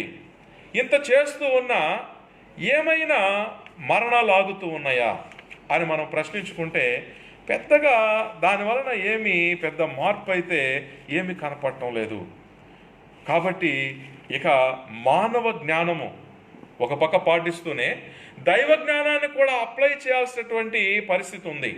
పరిశుద్ధ గ్రంథము అధికారులకు లోబడండి అని చెప్తూ ఉంది కదా. అధికారులకు లోబడి చేతులు వాష్ చేసుకుందాం శానిటైజర్తో గంటకి, ఇంట్లోనే ఉందాం. ఎందుకనంటే పరిశుద్ధ గ్రంథము చెప్తూ ఉంది అధికారులకు లోబడి ఉండాలి, ప్రభుత్వాన్ని గౌరవించాలనేది ప్రభుత్వం ప్రతి క్రైస్తవునికి. మరి క్రైస్తవులు ఎక్కడైతే ఏ ప్రభుత్వం కింద ఉంటారో నిజంగా గుడ్ సిటిజన్స్ కలిగి ఉంటుంది ఆ ప్రభుత్వం. ఎందుకంటే క్రైస్తవులు ఈ యొక్క ఆజ్ఞని పరిశుద్ధ వాక్యము ద్వారా పొంది ఉన్నారు. అధికారులకు లోబడాలి, వాళ్ళ యొక్క మంచి ఇంటెన్షన్స్ని గౌరవించాలి. ఓకే, గౌరవిద్దాం, ఇంట్లోనే ఉందాం, గంటకు ఒకసారి, అర్ధగంటకు ఒకసారి చేతుల్ని మంచి శానిటైజర్తో కడుక్కుందాం. ఇవన్నీ కూడా పాటిస్తూ సోషల్ డిస్టెన్సింగ్, బయటకు వెళ్ళినప్పుడు ఆ నిత్యావసరాల కొరకు సోషల్ డిస్టెన్సింగ్ పాటిద్దాం, మాస్క్ వేసుకునే బయటకు వెళ్దాం, ఇంటికి రాగానే మళ్ళీ శానిటైజర్తో మన చేతులు శుభ్రం చేసుకుందాం. ఇట్లాంటివన్నీ ఏవైతే ప్రభుత్వం చెప్పినా అన్నీ పాటిద్దాం. అయితే దానితో పాటుగా దైవ జ్ఞానాన్ని కూడా అప్లై చేద్దాం. దేవుని యొక్క జీవం అనేటువంటి సబ్జెక్టు మనము నేర్చుకుని ఆ యొక్క సబ్జెక్టుని వీలైనంత మందికి మనం తెలియజేద్దాం. మన కుటుంబ సభ్యులతో ఈ జీవం అనేటువంటి సబ్జెక్టు గురించి మనం డిస్కస్ చేద్దాం. కుటుంబ సభ్యులతో కలిసి జీవం అనేటువంటి ఈ సబ్జెక్ట్ను మనం స్టడీ చేద్దాం, నేర్చుకుందాం, మాట్లాడదాం. కుటుంబ సభ్యులతో కలిసి పౌలు శీలలాగా మనం దేవునికి స్తుతులు చెల్లిద్దాం, దేవునికి కీర్తనలు పాడుదాం, దేవునికి ప్రార్థనలు చేద్దాం. మరి ఇంకొక సందర్భము జ్ఞాపకం చేస్తున్నాను, అపోస్తలుల కార్యాలు. మరి ఇవన్నీ కూడా ఈరోజు కార్యక్రమంలో అపోస్తలుల కార్యంలోంచే జ్ఞాపకం చేస్తూ ఉన్నాను. అపోస్తలుల కార్యములు 12వ అధ్యాయంలో ఈ వాక్యాన్ని చదివి వినిపిస్తాను. చూడండి, 5వ వచనం నుంచి. పేతురు చెరసాలలో ఉంచబడెను, సంఘమైతే అతని కొరకు అత్యాసక్తితో దేవునికి ప్రార్థన చేయుచుండెను. 7వ వచనం. ఇదిగో ప్రభువు దూత అతని దగ్గర నిలిచెను, అతడుండిన గదిలో వెలుగు ప్రకాశించెను. దూత పేతురు ప్రక్కన తట్టి త్వరగా లెమ్మని చెప్పి అతని లేపగా సంకెళ్ళు అతని చేతుల నుండి ఊడిపడెను. ఇక్కడ కూడా పేతురుని చెరసాల అనేటువంటి లాక్డౌన్ చేయడం జరిగింది. చెరసాలలో పేతురుకి లాక్డౌన్. మరి ఇక్కడ మొదటి కావలిని రెండవ కావలిని దాటి పట్టణమునకు పో ఇనుప గవని యొద్దకు వచ్చినప్పుడు దానంతటా అదే వారికి తెరుచుకొనెను. వారు బయలుదేరి ఒక వీధి దాటిన వెంటనే దూత అతను విడిచి వెళ్ళిపోయాను. ఇక్కడ ఏం జరిగింది? పేతురు కూడా చెరసాలలో లాక్డౌన్ అయ్యాడు. అయితే ఇక్కడ సంఘం ఏం చేస్తుందంటే అత్యాసక్తితో ఆయన కొరకు ప్రార్థన చేస్తూ ఉంది. ఈ ప్రార్థన ఏం చేసిందంటే ప్రభు దూతను ఆటోమేటిక్గా పేతురు దగ్గర పంపించింది. దూత రాగానే గదిలో గొప్ప వెలుగు ప్రకాశించింది. ఆ యొక్క వెలుగు ఎప్పుడైతే ప్రకాశించిందో ఆ దూత యొక్క వెలుగు, ఆ ప్రత్యక్షతను బట్టి ఆ సంఖ్యలు ఊడిపడిపోయినాయి. మరి ప్రకృతి ఎటువంటిదైనా సరే, ప్రకృతిలో ఉన్నటువంటిది ఏదైనా సరే, అది ఇనుమ, ప్లాస్టిక్కా, ఏదైనా కానీ దేవుని యొక్క దూతలు వాటికంటే చాలా గొప్పవారు. దేవుని దూతల యొక్క సంరక్షణ ప్రకృతి కంటే చాలా బలమైంది. ఈ యొక్క ప్రకృతి కూడా దేవుని యొక్క సిస్టంలో ఉండే వాళ్ళను గౌరవిస్తుంది. చూడండి, పౌలు శీలలు దేవుని సిస్టంని గౌరవించేవాళ్ళు. అన్ని స్థితిగతులలో, అన్ని పరిస్థితులలో ఎంతమంది దెబ్బలు కొడుతున్నా, ఎంతమంది అవమానిస్తూ ఉన్నా దేవుని స్తుతించడం మానరు, దేవునికి ప్రార్థించడం మానరు. దేవుని యొక్క జీవపు వెలుగును గుర్చినటువంటి ఆ మాటలు, దేవుని జీవమును గుర్చినటువంటి ఆ సబ్జెక్టు వాళ్ళు డిస్కషన్ చేయడం మానరు. ఆ యొక్క నిత్య జీవానికి వెళ్ళేటువంటి ఆ మార్గాన్ని చెప్పడం వాళ్ళు మానరు. అందువల్ల ప్రకృతి వాళ్ళని గౌరవిస్తూ ఉంది. ఎంత పెద్ద పటిష్టమైన చెరసాల్లో వాళ్ళని వేసినా సరే వాళ్ళు ఈ యొక్క సిస్టంలో ఉన్నారు కాబట్టి, దేవుని సిస్టంలో ఉన్నారు కాబట్టి ప్రకృతి సహకరించి భూమి బద్దలై, భూమి కంపించి, ఎంత పెద్ద ఇనుప సంకళ్ళైనా కంపనాలతో తెంచేసింది భూమి. ఈరోజు వైరస్ అంటే ఏంటి? అది కూడా ప్రకృతే కదా. అది కూడా మనకు సహకరించదా? అది కూడా మనల్ని గౌరవించదా? అయితే పౌలు శీలల వలె, అపోస్తలుడైన పేతురు వలె, మొదటి శతాబ్దపు అపోస్తలుల వలె మనము దేవుని సిస్టంలో ఉన్నామా? కుటుంబ సభ్యులం కలిసి దేవుని పనిలో ఉన్నామా? అంటే కుటుంబాన్నంతా మనం కాపాడుకోగలుగుతామండి. మరి కుటుంబం గురించి ఈరోజు ప్రతి ఇంటి యజమాని భయపడటం లేదా? నా కుటుంబాన్ని నేను ఎలా కాపాడుకోవాలి? ఈ వైరస్ నా బిడ్డకు వస్తే నా పరిస్థితి ఏంటి? తల్లి అల్లాడటం లేదా? బిడ్డ భయపడటం లేదా? అయితే మానవ జ్ఞానాన్ని అనుసరించి మనం ఇన్ని నెలలుగా చేస్తున్నాం కదా, ఆగట్లేదు. వైరస్ కొత్త వాళ్ళకు అంటుకోవడం ఆగట్లేదు. కొంతమంది అంటించుకొని మళ్ళీ విడుదలై వస్తూ ఉన్నారు. వచ్చిన వాళ్ళలో మళ్ళీ కూడా వైరస్ కనిపిస్తుందంట. మానవ జ్ఞానాన్ని అనుసరించి ఇంతకాలము మన ప్రయత్నాలు మనం చేసాం ప్రియులారా. ఈ కార్యక్రమం ద్వారా పరిశుద్ధ వాక్యాన్ని బట్టి విజ్ఞప్తి చేస్తూ ఉన్నాను, దేవుని జ్ఞానాన్ని కూడా మనం జోడిద్దాం. ఇది చాలా ఇంపార్టెంట్. అంటే మన అడ్మినిస్ట్రేషన్కి, ఒక దేశం అడ్మినిస్ట్రేషన్కి ఫస్ట్ ప్రైమ్ మినిస్టరు, ఆ తర్వాతే chief minister importance. First prime minister, ఆ తర్వాతే మన చీఫ్ మినిస్టర్.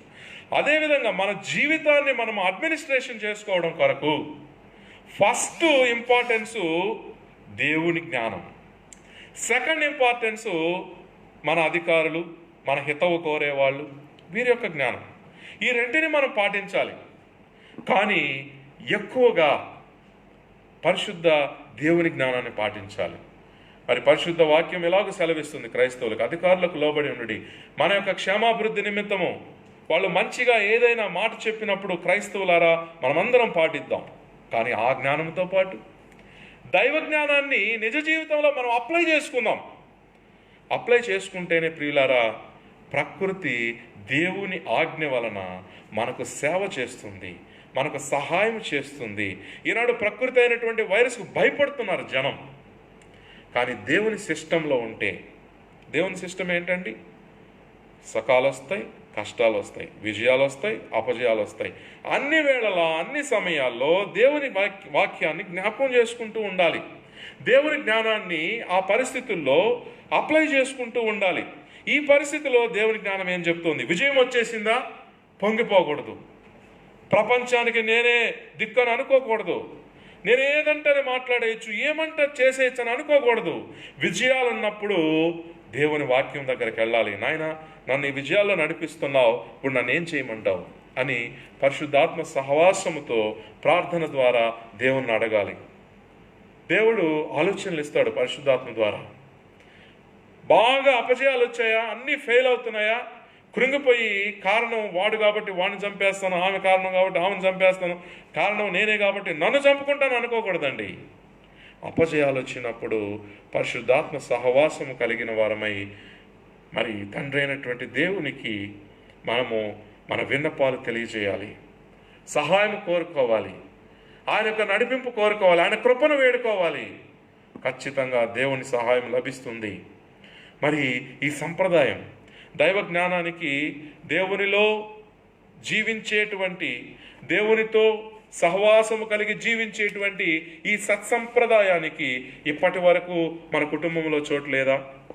ఇప్పటి వరకు మన హృదయాల్లో చోటు లేదా? అయితే ఇప్పుడైనా ఈ సత్సంప్రదాయానికి ఈ కరోనా లాక్డౌన్ వలనైనా మనము తెర తీద్దాం. అందువల్ల ఈ దేవుని సిస్టంలో మనం ఉంటే అండి, ఇహమందు పరమందు కూడా దేవుని యొక్క ఆశ్చర్యకరమైన ప్రేమ మనకు తోడుగా ఉంటుంది. దేవుని సిస్టంలో మనం లేకపోతే ఇక్కడ కూడా కష్టమే, మరణించిన తర్వాత ఇంకా కష్టమే. ఇక్కడ ఉన్నప్పుడు ప్రకృతి మనకు సహకరించదు. భూమి మీద జీవిస్తున్నప్పుడు ప్రకృతి మనకు సహకరించదు. ఇక్కడ ఉన్నప్పుడు అంతా కూడా జీవితం నరకంగానే ఉంటుంది, సుఖాలు ఉన్నట్టే ఉంటుంది. ఎప్పుడో సడన్గా ప్రకృతి కన్నెర చేస్తుంది, మనము సడన్గా మాయమైపోతూ ఉంటాం. మరి ఈరోజు కరోనా వైరస్ వలన మరణించినటువంటి వారిలో గొప్ప సంపన్నులు లేరా అండి? గొప్ప కోటీశ్వరులు లేరా? బిలియనీర్స్, మిలియనీర్స్ లేరా? వారి బిలియన్స్, మిలియన్స్ సహాయం చేశాయా? గొప్ప పదవులు, అధికారాలు ఉన్న వాళ్ళు లేరా? వాళ్ళ అనుచరులు, వాళ్ళ అధికారము వారికి సహాయం చేసిందా? ప్రకృతి కన్నెర చేస్తే అధికారము, బలము, సంపద, ధనము ఏది పనికిరాదండి. కేవలము దేవుని ఆజ్ఞ ప్రకృతికి వేస్తే ఆ దేవుని ఆజ్ఞ మాత్రమే మనల్ని కాపాడుతుంది. అందువల్ల ఈ యొక్క పరిశుద్ధమైన మాట చూడండి, యోహాను రాసిన మొదటి పత్రికలో చూడండి 7వ వచనం, ఎంత చక్కని మాట. అయితే ఆయన వెలుగులో ఉన్న ప్రకారము మనమును వెలుగులో నడిచిన ఎడల మనము అన్యోన్య సహవాసము గలవారమై ఉందుము. దేవునితో అన్యోన్య సహవాసము కలిగిన జీవితాలు మనకు కావాలి. దేవునితో అన్యోన్య సహవాసమును కలిగించేది దేవుని వాక్యము. దేవునితో అన్యోన్యమైన సహవాసం కలిగించేది ఆయనకు మనం చేసే ప్రార్థనలు. దేవునితో మనకు అన్యోన్య సహవాసము కలిగించేది ఆయనకు మనము సమర్పించేటువంటి స్తుతి యాగములు, స్తుతులు, కీర్తనలు. ఇవన్నీ దేవునితో మనకు అన్యోన్య సహవాసము కలిగిస్తుంది. అందుకే మొదటి శతాబ్దంలో యేసుప్రభు అనుచరులు సంఘముగా ఏర్పడినప్పుడు వాళ్ళు ఒక జీవన విధానాన్ని ఎన్నుకున్నారు. వాళ్ళు నిరంతరము దేవుని యొక్క బోధలో, మరి ఆనాడు యేసుప్రభు ఏదైతే తన శిష్యులకు చెప్పారో ఆ అపోస్తలుల బోధలో, ఈ బోధను చర్చించుకోవడంలో, బోధను అనుసరించి కార్యక్రమాలు రూపొందించుకోవడంలో అన్యోన్య సహవాసము. మరి అందరి సమస్యల కొరకు అందరూ దేవుని యొక్క కృపను వేడుకునేటువంటి ఆ అన్యోన్యమైన ప్రార్థన సహవాసము, ఇది వారు నిరంతరము కలిగి ఉండేవారు గనుక దేవుడు ఆశ్చర్యకరమైన రీతిలో వారి జీవితాలని ఒక అద్భుతముగా చేసేసాడు. వారి జీవితాలే ఆనాడు అద్భుతమైనవి. మరి వాళ్ళు కలిగి ఉన్నటువంటి ఈ యొక్క ప్రత్యేకమైన జీవన విధానము ఏమిటి అంటే, వాళ్ళు ప్రతిరోజు వాళ్ళు ఏక మనస్కులుగా ఉండి, మరి అపోస్తల కార్యాలు 2వ అధ్యాయము 46వ వచనంలో, మరియు వారు ఏక మనస్కులై ప్రతిదినము దేవాలయములో తప్పక కూడుకొనుచు ఇంటింటా రొట్టె విరుచుచు దేవుని స్తుతించుచు ప్రజలందరూ వాళ్ళ దయ పొందిన వారై ఆనందంతోనూ నిష్కపటమైన హృదయముతోనూ ఆహారం పుచ్చుకొనుచుండిరి. ఇటువంటి జీవితాలను వాళ్ళు జీవించడం జరిగింది. అంటే ప్రతిరోజు కూడా వాళ్ళు ఎవరైతే అనుచరులుగా, ప్రభు యొక్క అనుచరులుగా, దేవుని విశ్వాసులుగా ఉంటున్నారో వాళ్ళందరూ కలిసి ఒక టైం ఏర్పాటు చేసుకొని ఆ టైంలో వాళ్ళు దేవుని వాక్యంలో జీవించారు. అది మిస్ కాల. ఎవ్రీడే వాళ్ళు ఈ యొక్క మంచి జీవన విధానాన్ని ఎన్నుకున్నారు. అంటే ఇక్కడ ఎందుకు ఈ జీవన విధానం అవసరం అంటే, శరీరానికి మరి చూస్తూ ఉంటే ఉదయము రాత్రంతా మనకు ఎన్నో సూక్ష్మక్రిములు పళ్ళ నిండా నోటి నిండా చేరి మన నోటికి దుర్వాసన కలిగిస్తే ఉదయం తోముకుంటున్నాం. మరి రోజంతా మళ్ళీ సూక్ష్మక్రిములు వచ్చి చేరుతూ ఉంటే రాత్రి తోముకుంటూ ఉన్నాయి. తోముకోకపోతే మనం మాట్లాడితే ఎవరు వినలేరు కదా. అలాగే మన ఆత్మకు ఎన్నో వైరస్లు, అంటే ద్వేషము, కోపము, అసూయ, పగ, ఇటువంటివి ఎన్నో వైరస్లు మన ఆత్మలోకి నిరంతరం వెళ్ళి ఆత్మను చాలా దుర్వాసనతో నింపుతూ ఉన్నాయి. వాటిని కడుక్కోవడానికి కుటుంబంతోనూ సంఘముతోనూ ప్రతిరోజు అనుదిన కార్యక్రమము దేవుని వాక్యం అనేటువంటి ఆ టూత్పేస్ట్తో కడిగేటువంటి కార్యక్రమము మనందరికీ ఉన్నట్లయితే, మన ఆత్మ దేవునితో అన్యోన్య సహవాసం కలిగి ఉంటుంది. మన ఆత్మ దేవునితో అన్యోన్య సహవాసము కలిగి ఉన్నట్లయితే దేవుడు ప్రకృతిని ఆజ్ఞాపిస్తాడు. దేవుడు తన దూతలను ఆజ్ఞాపిస్తాడు. దేవుడు తన దూతలను ఆజ్ఞాపించినప్పుడు మనకు ఎటువంటి లాక్డౌన్లో ఉన్నా దేవుని దూతలు ఆశ్చర్య కార్యాలు చేసి మనల్ని సంరక్షిస్తారు. మనం ఎటువంటి లాక్డౌన్లో ఉన్నా, ఈనాడు ప్రకృతి కావచ్చు, ఇంకోసారి అగ్ని కావచ్చు, ఇంకోసారి నీరు కావచ్చు, లాక్డౌన్ ఎటువంటిదైనా ఖచ్చితంగా దేవుడు ప్రకృతికి ఆజ్ఞాపించినప్పుడు ప్రకృతి మనకు సహాయం చేస్తుంది. ప్రకృతి వీళ్ళు దేవుని బిడ్డలు, దేవుని సిస్టంలో ఉన్నారని గుర్తించి మనకు సహాయం చేస్తుంది.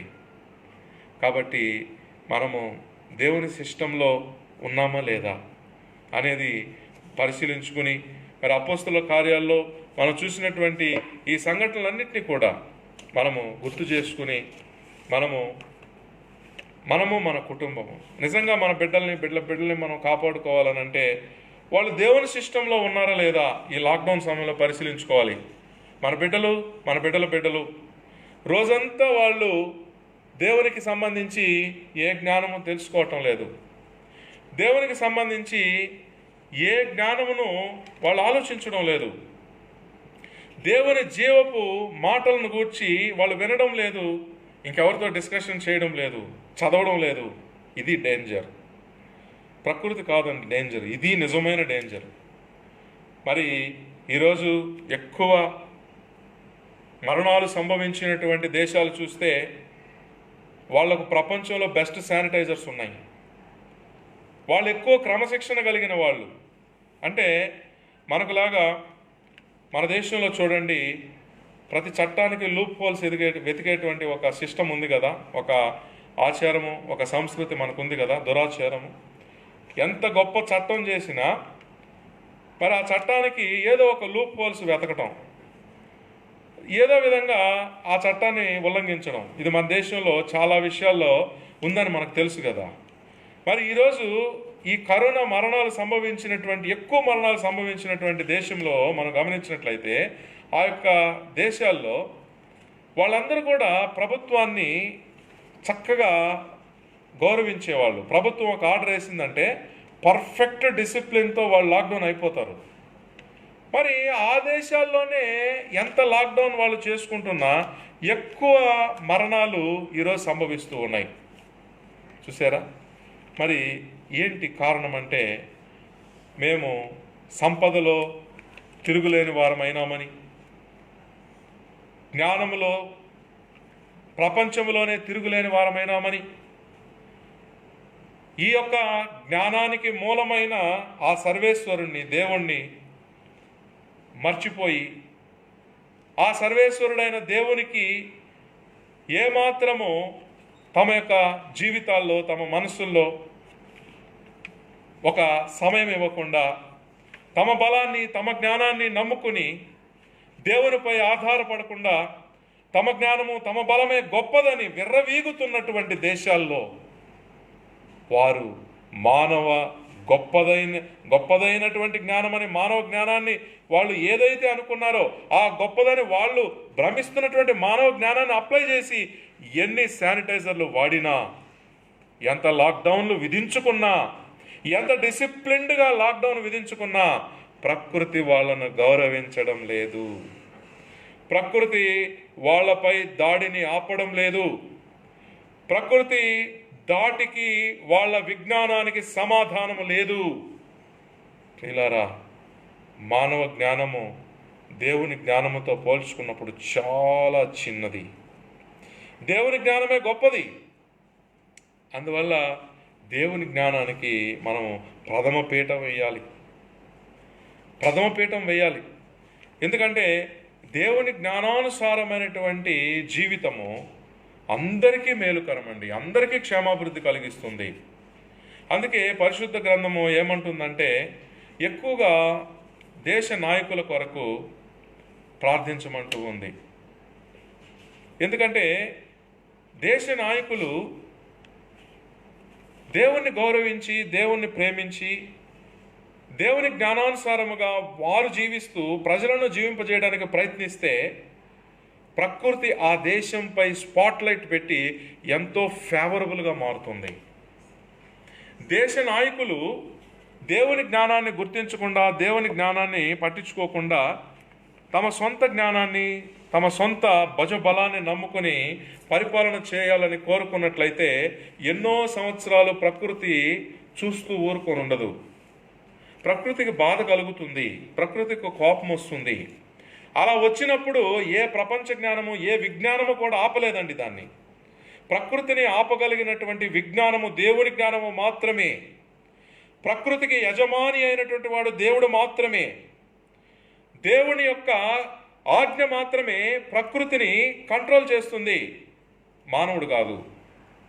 అందువలన పరిశుద్ధ గ్రంథం మనకేం తెలియజేస్తుందనంటే, తిమోతికి రాసిన మొదటి పత్రిక 2వ అధ్యాయం 1వ వచనం నుంచి, మనము సంపూర్ణ భక్తియు మాన్యతయు కలిగి నెమ్మదిగాను సుఖముగాను బ్రతుకు నిమిత్తం అన్నిటికంటే ముఖ్యముగా మనుషులందరి కొరకు, రాజుల కొరకు, అధికారుల కొరకు విజ్ఞాపనములు, ప్రార్థనలు, యాచనలు, కృతజ్ఞతాస్తుతులు చేయవలనని మనకు ఆజ్ఞ వస్తుంది పరిశుద్ధ గ్రంథం నుంచి. ఎందుకంటే అధికారులుగా పరిపాలనలో ఉన్నటువంటి వారు దేవుని జ్ఞానాన్ని తెలుసుకుంటూ, దేవుని విజ్ఞానము ప్రకారముగా వాళ్ళు జీవిస్తూ ప్రజలందరూ జీవించాలని వాళ్ళు దానికి అనుకూలమైన వాతావరణాన్ని ఏర్పరుస్తూ ప్రజలను దేవుని విజ్ఞానానుసారముగా జీవించుటకు ప్రేరేపించినప్పుడు మాత్రమే ప్రకృతి అనుకూలిస్తుంది, ప్రకృతి మనకు సహకరిస్తుంది.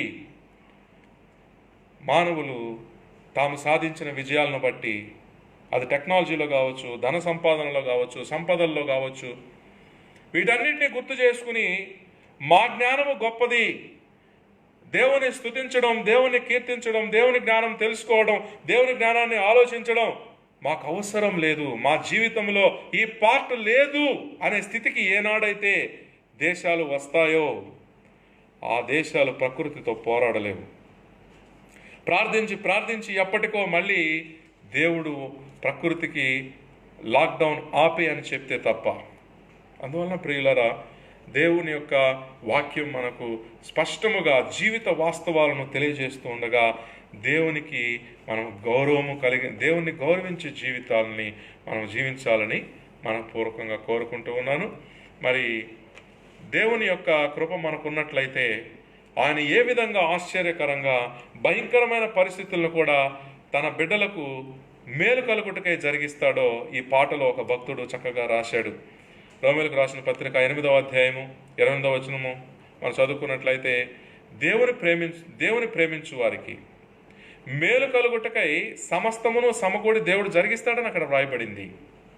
అందువల్ల మనం దేవుని ప్రేమిస్తే ప్రకృతి ఎటువంటి లాక్డౌన్ విధించినా, ప్రకృతిలో ఏ భాగము ఎలాంటి లాక్డౌన్ విధించినా దాన్ని కూడా తనను ప్రేమించే తన బిడ్డలకు మేలు కలుగుటకై సమకూర్చి జరిగించే దేవుణ్ణి మనము స్తుతించాలి, కీర్తించాలి. ఆయన జ్ఞానములో మనం ఎదగాలి. ఆయనతో మనం అన్యోన్య సహవాసం కలిగిన జీవితాలు మనం జీవించాలి. కాబట్టి ఈ పాటను మనం పాడుకుందాం. నా దగ్గర ఉన్న కీర్తన పుస్తకంలో 10వ పాట.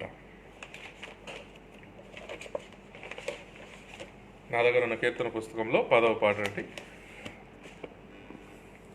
మహోన్నతుడా నీ కృపలో నేను నివసించుట నా జీవిత ధన్యతయున్నది. మహోన్నతుడా నీ కృపలో నేను నివసించుట, మహోన్నతుడా నీ కృపలో నేను నివసించుట, మహోన్నతుడా నీ కృపలో నేను నివసించుట నా జీవిత ధన్యతయున్నది.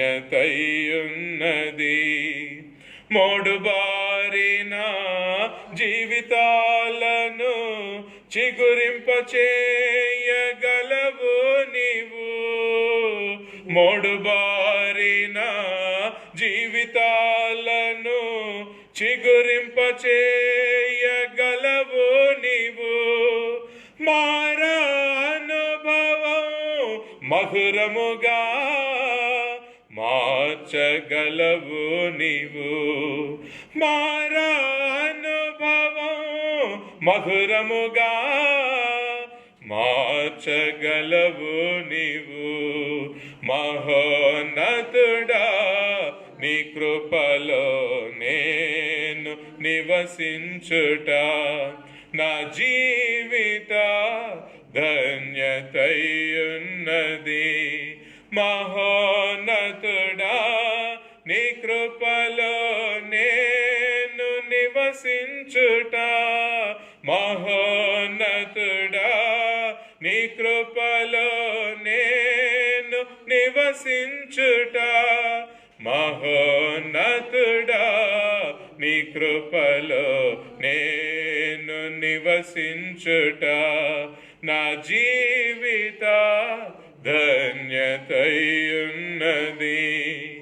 ఆకువాడక ఆత్మఫలములు ఆనందముతో ఫలించనా,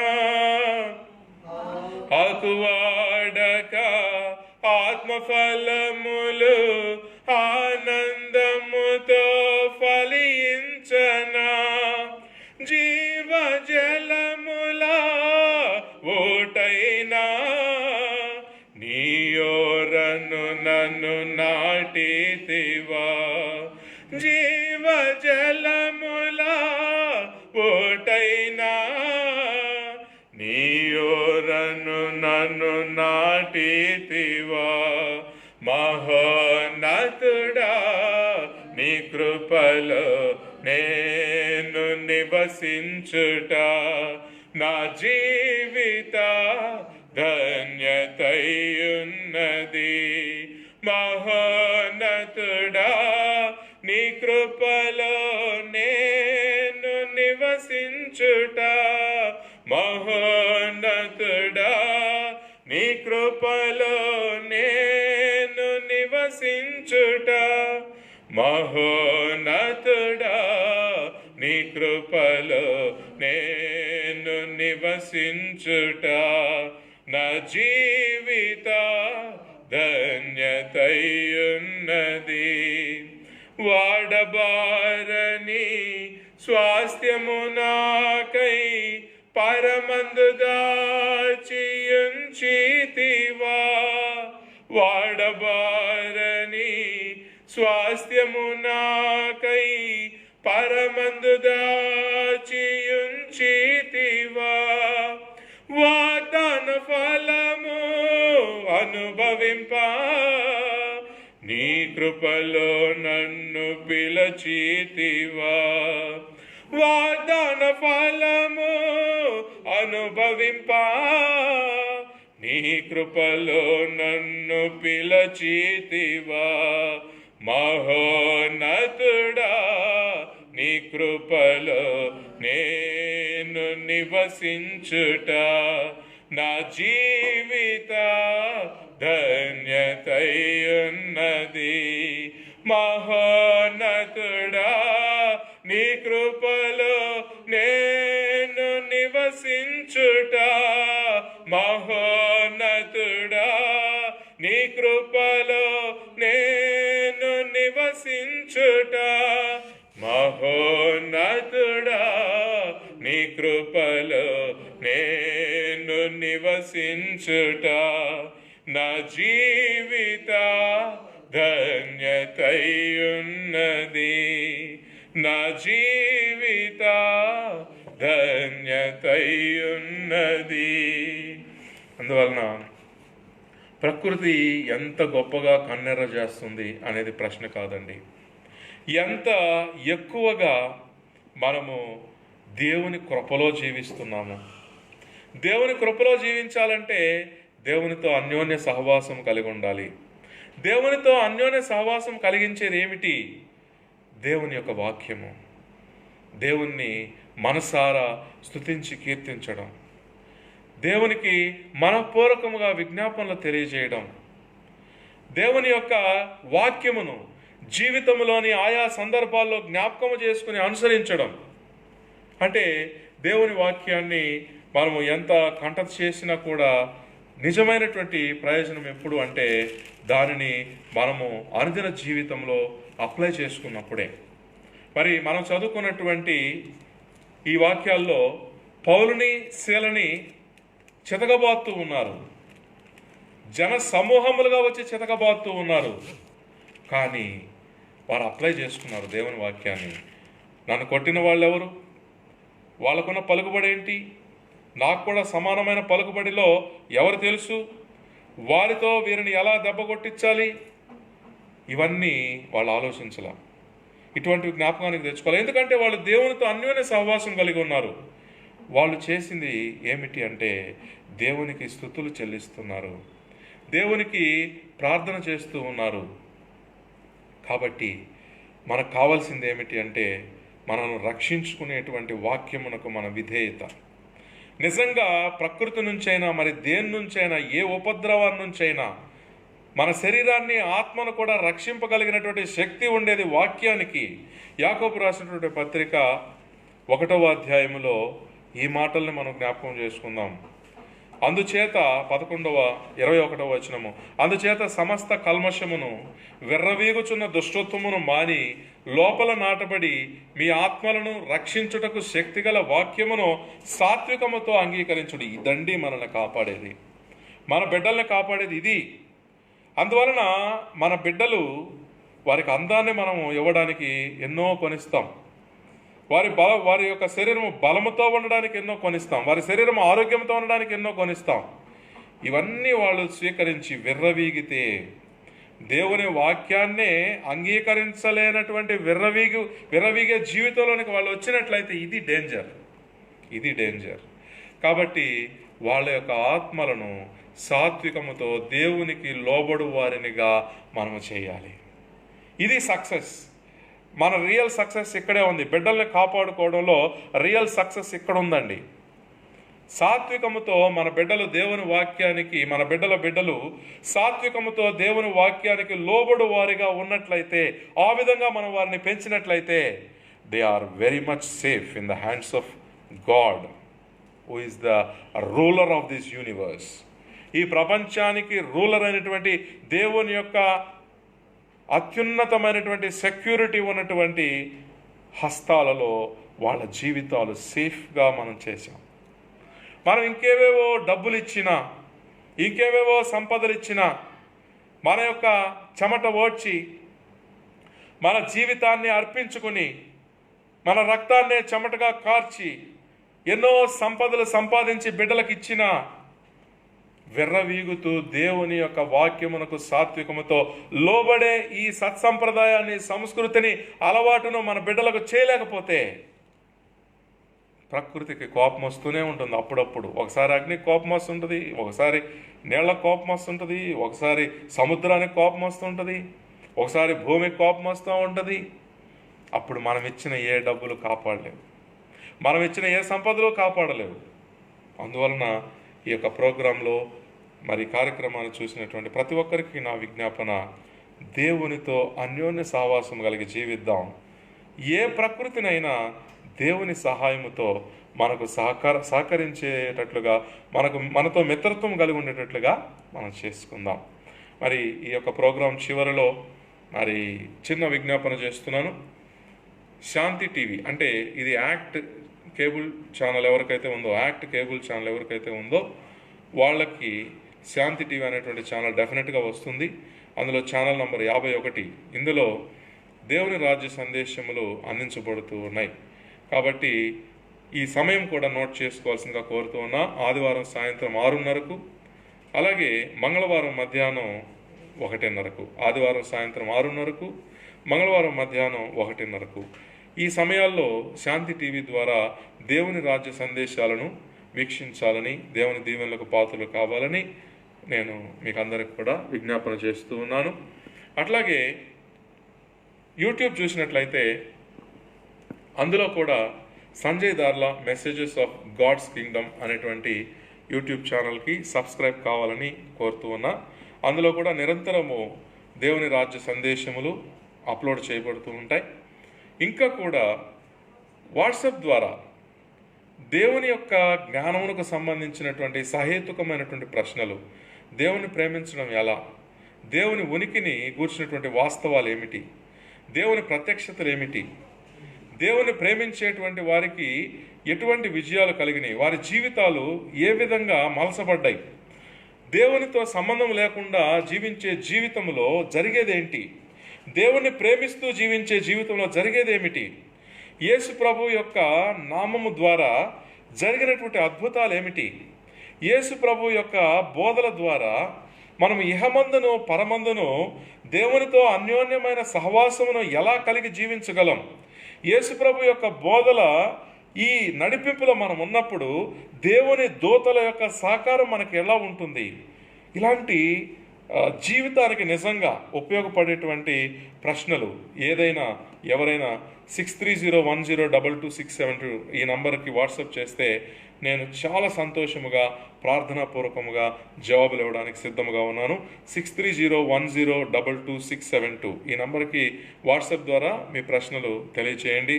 ఇంకా మీరు పరిశుద్ధ గ్రంథం నుంచి ఏవైనా మంచి సంగతులు, దేవుణ్ణి ఇంకా స్తుతించడానికి, కొనియాడడానికి, దేవునికి ఇంకా విధేయులుగా జీవించడానికి, ఇంకా దేవుణ్ణి ప్రేమించడానికి, దేవుని సంకల్పాన్ని గురించి, దేవుని చిత్తాన్ని గురించి, దేవుని పథకాన్ని గురించి తెలియజేసి వివరించేటువంటి జ్ఞానము ఏదైనా మీ దగ్గర ఉన్నట్లయితే దయచేసి నాకు షేర్ చేయండి. నేను సంతోషంగా నేర్చుకుంటాను. 6301022672 మీ ద్వారా నేర్చుకున్న దాన్ని ఇలాంటి లైవ్ ప్రోగ్రాం ద్వారా, యూట్యూబ్ ద్వారా, మరి ఇంకా షేర్ చాట్ ద్వారా కూడా నేను అనేకులకు తెలియజేస్తాను. కాబట్టి మీ దగ్గర ఉన్నటువంటి శ్రేష్టమైనటువంటి జ్ఞానాన్ని మరి నాకు కూడా పంచమని మరి ఫేస్బుక్ లైవ్ కార్యక్రమం ద్వారా నేను విజ్ఞాపన చేస్తున్నాను. నా వాట్సాప్ నంబర్ 6301022672. కాబట్టి మనమందరం కూడా దేవునితో అన్యోన్య సహవాసం కలిగి మనం జీవిస్తూ ఉంటే మనల్ని బట్టి దేవుడు ప్రకృతికి ఆజ్ఞ ఇస్తాడు. ప్రకృతి మన దేశాన్ని అందరినీ కూడా సామరస్యంగా మరి ఒక స్నేహభావంతో చూస్తుంది తప్ప శత్రుభావంతో చూడదు. దేవుని ఆజ్ఞలను, విధి విధానాలను, కట్టడలను, నియమాలను మనం తెలుసుకోకుండా మన ఇష్ట ప్రకారముగా మనం జీవిస్తూ ఉంటే సడన్గా ఆపదొచ్చినప్పుడు మనం దేవుని దగ్గరికి వెళ్ళి అయ్యా నాకు సాయం చేయి అని అంటే అప్పటికే ప్రకృతి ఎప్పుడో మనల్ని లాక్డౌన్ చేసేసి ఉంటుంది. మనకు రావాల్సిన ఆపద ఎప్పుడో జరిగిపోతుంది. అందుకని ఆపదొచ్చినప్పుడు సడన్గా విజ్ఞాపన చేయడం కాదండి. మనము దేవునితో నిత్యము అన్యోన్య సహవాసంలో ఉంటే అసలు మనం ప్రార్థన చేయకపోయినా కూడా, అంటే ఆ సమయంలో మనం ఏదో వాక్యం చెప్తున్నో, వాక్యం వింటున్నో, కుటుంబ బాధ్యత కొరకు ఉద్యోగంలో, వ్యాపారంలో ఉన్నప్పుడైనా సరే ఏ ప్రకృతి మన మీద ఎలాగో కన్నెర చేసినా మనం ఇదివరకే దేవునితో అన్యోన్య సహవాసంలో ఉన్నాము కనుక అది ప్రకృతికి తెలుసు, గుర్తిస్తుంది మనల్ని. స్పెషల్గా he is a child of God అని గుర్తిస్తుంది ప్రకృతి. దానికి అలాంటి జ్ఞానం ఇచ్చాడండి దేవుడు. ఎవరు దేవుని జ్ఞానాన్ని బట్టి నడుస్తున్నారో, ఎవరు దేవుని జ్ఞానానికి అసలు విలువ లేకుండా తమ జ్ఞానమే తమకు గొప్పదని జీవిస్తున్నారో దాన్ని పసిగెట్టేటువంటి ఒక విశిష్ట విజ్ఞానాన్ని ప్రకృతికి దేవుడు ఇచ్చాడండి. This is amazing. నాకు తెలీదు అంటే ఆకాశములు కూడా దేవుని మహిమను వివరిస్తున్నాయని వాక్యం తెలియజేస్తూ ఉంది. మరి ప్రకృతికి మనకు తెలియని ఎన్నో స్పెషల్ స్కిల్స్, స్పెషల్ సిస్టమ్స్ అందులో దేవుడు నిబిడీకృతం చేశాడు. మనకు మాత్రము దేవుడు బుద్ధినిచ్చాడు. ఈ బుద్ధిని ఉపయోగించి దేవునికి ఇష్టపూర్వకంగా విధేయత కలిగి జీవించమన్నాడు దేవుడు.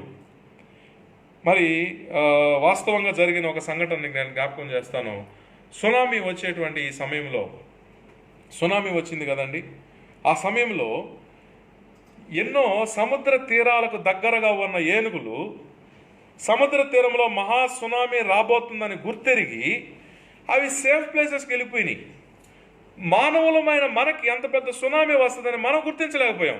మనకు శాటిలైట్లు ఉన్నాయి, మనకు విశిష్టమైనటువంటి మానవులు తయారు చేసుకునే ఎంతో టెక్నాలజీ ఉంది. ఇది ఏది కూడా చెప్పలేకపోయింది అంత పెద్ద సునామీ వస్తుందని. మరి ఏ శాటిలైట్తో సంబంధం లేదు ఏనుగులకి, వాటికి దేవునితో సంబంధం ఉంది. అందుకని అవి సునామీ పెద్దది రాబోతుందని గుర్తించి ముందుగానే సేఫ్ ప్లేస్కి వెళ్ళిపోయినాయి అంట. వెళ్ళిపోయి ఇది న్యూస్లో, గూగుల్లో అంతా కూడా మీరు ఒకసారి చెక్ చేసి చూసుకోండి. ఇది వాస్తవం, జరిగింది ఇది. కాబట్టి మనము ప్రకృతి ఏ విధంగానైతే దేవునికి లోబడి ఉందో అలాగూ మనము దేవునికి లోబడి దేవునితో అన్యోన్య సహవాసం కలిగిన వారమై మనం ఉన్నట్లయితే మనకు ప్రకృతి చాలా ఫ్రెండ్లీగా ఉంటుంది. ప్రకృతి మనకు సహకరిస్తుంది, అనుకూలిస్తుంది. అందువలన ఈ యొక్క మాటలన్నీ కూడా కేవలము నేను థియరిటికల్గా చెప్పేవైతే కాదండి. మరి మా నాన్నగారు 1969 నుంచి మరి ఫుల్ టైం దేవుని వాక్యమును తెలుసుకుంటూ ప్రచురించడానికి తన జీవితాన్ని అంకితం చేశారు. మరి అంతకుముందు మా నాన్న వాళ్ళ నాన్న, అమ్మ వాళ్ళ నాన్న, వాళ్ళు కూడా దేవుని జ్ఞానాన్ని తెలుసుకుంటూ దేవునిలో కుటుంబాన్ని నడిపిస్తూ వాళ్ళు దేవుని జ్ఞాన ప్రచురణ కొరకు తమ జీవితాలను అంకితం చేసుకున్నారు. మరి మూడో తరంగా ఎన్నో అనుభవాలను మా తాత మాటల్లో విన్నాను, నానమ్మ మాటల్లో విన్నాను, అమ్మమ్మ మాటల్లో విన్నాను, అమ్మ మాటల్లో విన్నాను, నాన్న యొక్క జీవితంలో, అమ్మ జీవితంలో చూశాను, నా జీవితంలో కూడా చూశాను. అందుకే ఇంత ధైర్యంగా మాట్లాడుతున్నా. నేను మీకు స్వరంలో తేడా తెలిసిపోద్ది. నేను కానీ అబద్ధం చెప్తుంటే నా చూపుల్లో తేడా ఉంటుంది, మీరు కనుక్కోగలరు. నా గొంతులో తేడా ఉంటుంది, మీరు కనుక్కోగలరు. కాబట్టి ఇంత ధైర్యంగా నేను మాట్లాడుతున్నానంటే నాది పరిశుద్ధ గ్రంథమును కూర్చిన అనుభవ జ్ఞానంతో మాట్లాడుతున్నా. కాబట్టి ఆ యొక్క సునామీ వచ్చినప్పుడు అండి, మా ఇల్లు రైల్వే ఫీడర్స్ రోడ్లో ఉంది. మరి అక్కడ 1976 నుంచి మరి దేవుని వాక్యాన్ని ప్రచురిస్తూ మా కుటుంబం జీవిస్తూ ఉంది. మా ఇంటి ముందు దాదాపు 100 సంవత్సరాలకు మించినటువంటి ఆయుష్ ఉన్న ఒక చింత చెట్టు ఉండేది, చాలా పెద్దది. ఆ చింత చెట్టు ఈ యొక్క సునామీ వచ్చిన టైంలో మేమందరం నిద్రిస్తూ ఉన్నాం. కోకటి వ్రేళ్లతో సహా పెకలింపబడి మా ఇంటి మీదకే వంగింది. అది గాలికి మా ఇంటి మీదకే వంగింది. వంగినప్పుడు ఆశ్చర్యంగా ఇంటి ముందు ఒక ట్యూబ్ లైట్ ఉండేదండి, స్ట్రీట్ లైట్. ఆ స్ట్రీట్ లైట్కి ఉండేటువంటి ఆ ఇనుప స్తంభం మీద అది పడి ఆ స్తంభంతో పాటు చెట్టు వంగి గోడకి ఒక 5 ఇంచుల దూరంలో ఆగిపోయింది. మరి ఏ దేవుని దూత అక్కడ వరకు పట్టి ఆపేసాడో మాకు తెలియదండి. లేకపోతే ఇప్పటికి మేము సజీవులుగా ఉండేవాళ్ళం కాదు. మరి అక్కడ వరకు వచ్చి అక్కడ ఎవరు ఆపారు? ఏ దేవుని దూత ఆపింది? కాబట్టి నేను ఏది మాట్లాడుతూ ఉన్నా ఇది అనుభవపూర్వకమైన జ్ఞానం అండి. అందువలన మీరందరూ కూడా మరి పరిశుద్ధ గ్రంథంలో నుంచి ఒక అనుభవపూర్వకమైన జ్ఞానం కావాలనంటే www.facebook.com/sanjay.darla అనే ఈ సెర్చ్ కొట్టండి. నా పేజ్ని లైక్ చేయండి, ఫ్రెండ్ రిక్వెస్ట్ పంపించండి. నా యొక్క ఫేస్బుక్ పేజ్ ఇప్పటికి దాదాపు 4600కి చేరుకుంటూ ఉంది. కాబట్టి ఇంకొక 400 ఫ్రెండ్స్ వస్తే లిమిట్ క్లోజ్ అవుతుంది. తర్వాత ఫ్రెండ్స్ రిక్వెస్ట్ యాక్సెప్ట్ చేయడం కష్టమవుతుంది.